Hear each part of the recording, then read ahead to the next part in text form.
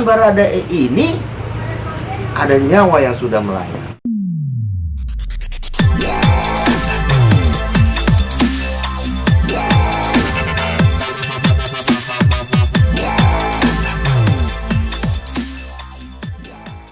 Ferdy Sambo yang menyuruh melakukan dan yang lain-lain itu turut serta melakukan. Di ketentuan pasal 55 ayat 1 ke 1 KUHP, ancaman hukumannya bagaimana? Mengacu kepada pasal pokoknya 340. Ancaman hukumannya bagaimana? Maksimal 20 tahun penjara, ya, atau hukuman seumur hidup atau hukuman mati. Jadi dengan melihat kepada aturan itu, rasanya tidak mungkin dia bisa dihukum di bawah 5 tahun.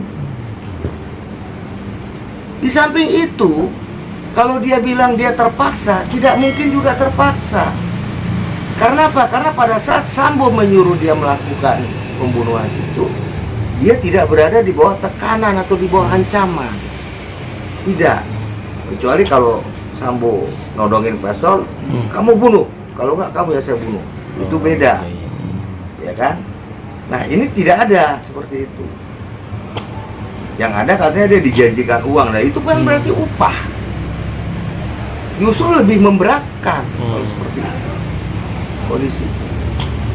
Di samping itu Baradae ini juga seorang anggota Polri. Seorang anggota Polri yang tugas pokoknya itu adalah menjaga keamanan dan ketertiban masyarakat, kenyamanan masyarakat, penegakan hukum. Ya. Kemudian dia menggunakan senjatanya organik.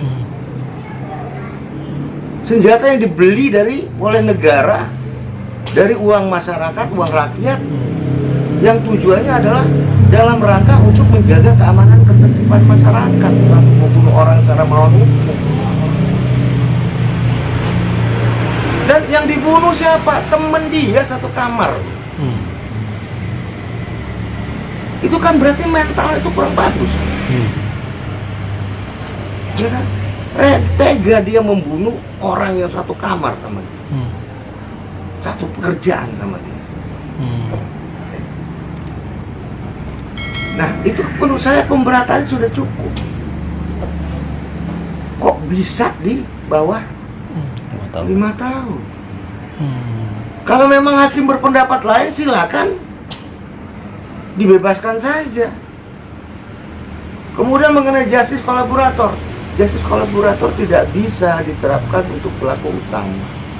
Satu itu. Kemudian yang kedua, tidak bisa diterapkan untuk kasus pembunuhan. Justice kolaborator itu bisa diterapkan terhadap tindak pidana, ya, tindak pidana korupsi, tindak pidana narkotika, tindak pidana terorisme, ya. Tindak pidana penjualan orang, trans organ. Tidak ada untuk diberikan untuk pelaku tindak pidana pembunuhan, tidak ada. Karena kalau dia diberikan sebagai justice kolaborator, berarti dia punya hak-hak tuh nanti. Haknya apa? Diberikan keringanan hukuman, hak mendapatkan remisi dan lain-lain, fasilitas-fasilitas. Kalau dia diberikan hak-hak seperti itu, keuntungannya buat negara apa? Kalau tindak pidana korupsi, pencucian uang, ya kan? Kemudian terorisme ada, narkotika ada, keuntungannya untuk negara. Dengan kejujuran si saksi atau si justice kolaborator ini bisa ditelusuri sehingga kerugian negara bisa diperkecil. Atau kalau terorisme dan narkotika bisa dicari sampai ke akar-akar pelakunya itu. Itu berarti dia menguntungkan negara, makanya negara berikan imbalan. Kalau tindak pidana pembunuhan tidak ada keuntungannya buat negara, makanya tidak bisa diterapkan dalam perkara ini. Posisi dia sebagai justice kolaborator itu mengaku yang sejujur-jujurnya dalam persidangan, karena dia mendapat ampunan dari keluarganya si korban. Tidak bisa itu dijadikan pegangan untuk menjatuhkan putusan yang begitu ringan. Perlu diingat, jangan lupa kita bahwa di tangan Baradae ini ada nyawa yang sudah melayang. Tuntutan jaksa itu seumur hidup, kemudian vonisnya mati, ya kan? Hukuman mati vonisnya. Itu wajar, karena pemberatannya tuh banyak. Kalau saya itu mungkin sekitar 10 pemberatan. Yang pertama, karena dia sebagai anggota Polri yang bertugas untuk menjaga ketertiban masyarakat dan penegakan hukum. Yang kedua, dia perwira tinggi. Ya, skop berpikirnya lebih lah di atas orang yang bukan perwira tinggi. Kemudian yang ketiga, yaitu sebagai Kadif Propam yang sehari-harinya bertugas untuk meluruskan anggota-anggota Polri se-Indonesia yang perilakunya kurang bagus, dan dalam rangka melakukan penegakan hukum.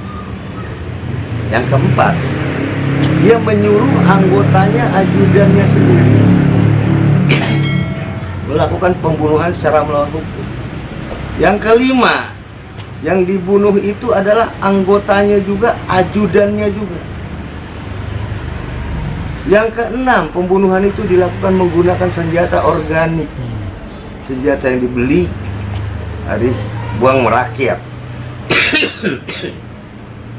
Yang ketujuh, dilakukan di rumah dinas.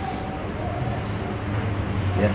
Yang kedelapan, dia melakukan obstruction of justice untuk mengabulkan perbuatan itu.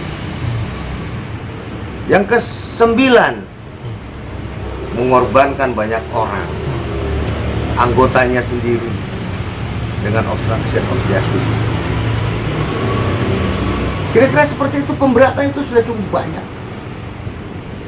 Jadi wajar apabila dia divonis dengan hukuman mati oleh jaksa, ya, dilimpahkan secara berbarengan.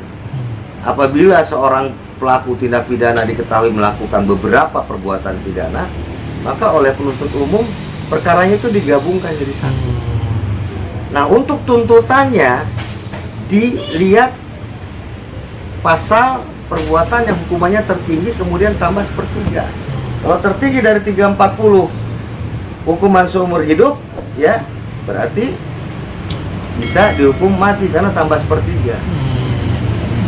Umumnya kan kalau pidana 340 itu kalau korbannya satu orang itu maksimal itu di hukuman seumur hidup. Lebih dari satu orang baru hukumannya bisa maksimalnya mati. Nah, ini meskipun satu orang tapi bisa dihukum mati dia karena ada pemberatan yang tadi.